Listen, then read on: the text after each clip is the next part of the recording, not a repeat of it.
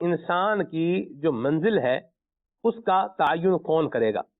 اس کا جواب ہم راشد بھائی سے لیں گے۔ جی راشد بھائی۔ سلمان بھی، دنیا میں انسان جب کسی چیز کو ایجاد کرتا ہے، بناتا ہے، تو اس کے بنانے کا ایک تو اس کا مقصد ہوتا ہے، اور اس کے ساتھ ساتھ اسے پتا ہوتا ہے کہ میری بنائی ہوئی چیز کب تک رہے گی اور اس سے فوائد کیا کیا حاصل ہوں گے۔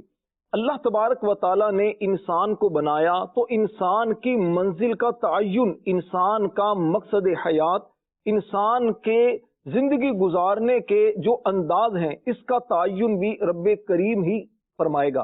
اور رب تبارک و تعالیٰ نے انسان کی منزل کا تعین فرما دیا ہے کہ اس کی منزل کیا ہے۔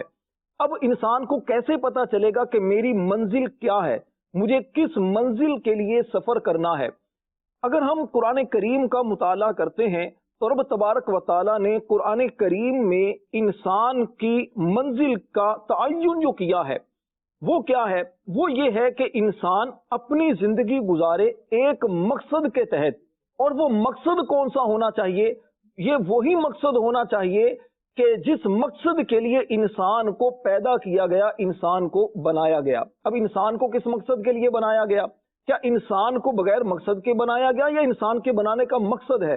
رب تبارک و تعالیٰ قرآن پاک میں ارشاد فرماتا ہے، افحسبتم انما خلقناکم عبثا، کیا تم یہ گمان کرتے ہو کہ ہم نے تمہیں بیکار بنایا ہے اور تمہیں ہماری طرف لوٹنا نہیں ہے؟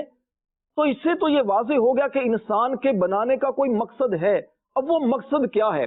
انسان کی زندگی اور موت کا مقصد کیا ہے؟ اللہ پاک نے فرمایا، الذی خلق الموت والحیات لیبلوکم ایکم احسن عملا، وہ ذات جس نے موت اور زندگی کو پیدا کیا تاکہ تمہاری جانچ ہو، تمہیں آزمایا جائے۔ اور پھر رب تبارک و تعالیٰ نے ایک مقام پر انسان اور جنات کی زندگی کا واضح مقصد بیان فرمایا، وما خلقت الجن والانس الا لیعبدون، کہ میں نے جن اور انسانوں کو، جنات اور انسانوں کو اپنی عبادت کے لیے پیدا کیا۔ تو انسان کے بنانے کا مقصد رب تبارک و تعالیٰ کی عبادت۔ اب عبادت بندہ کیوں کرتا ہے؟ عبادت بندہ اس لیے کرتا ہے کہ رب تبارک و تعالیٰ کی رضا حاصل کی جائے، رب تعالیٰ کا قرب حاصل کیا جائے۔ جب بندہ اس منزل پر چلتا ہے اللہ کی عبادت کر کے، اللہ کے بتائے ہوئے احکامات کو سامنے رکھتے ہوئے زندگی گزارتے ہوئے اس منزل کی تلاش میں نکلتا ہے جس منزل کو پانے کے لیے بندہ دنیا میں آیا ہے، وہ منزل کیا ہے؟ وہ منزل ہے رب تبارک و تعالیٰ کی رضا کا حصول۔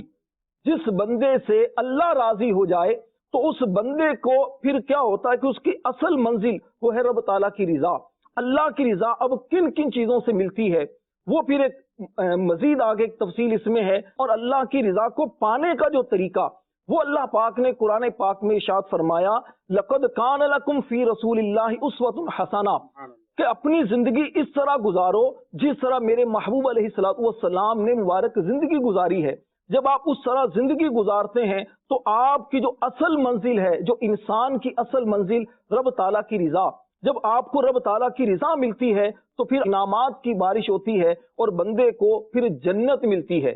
اور جنت یہ رب تبارک و تعالیٰ کی یوں کہیے کہ رضا اور نعمتوں کا مظہر ہے۔